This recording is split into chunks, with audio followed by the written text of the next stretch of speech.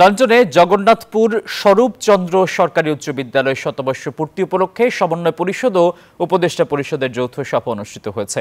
মঙ্গলবার রাতে লন্ডনের মাইক্রো বিজনেসেস সেন্টারে এই সভা অনুষ্ঠিত হয়। শতবর্ষ উদযাপন পরিষদের প্রধান উপদেষ্টা আবুল মুকিত চুনুর সভাপতিত্বে এবং সদস্য সচিব মোহাম্মদ আবুল হোসেনের পরিচালনায় দুই পর্বে এই সভা অনুষ্ঠিত হয়।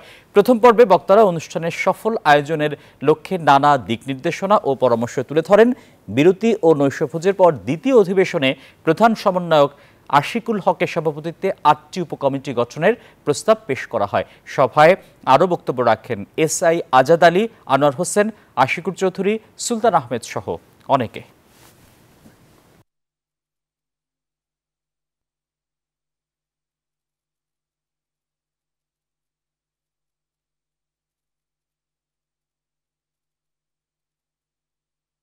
বান্ডেল থাকলে প্রতি সেনমানিতে টাকা বাঁচবে। বিকাশ সেনমানি বান্ডেল কিনে জিতুন প্রতি লেনদেনে।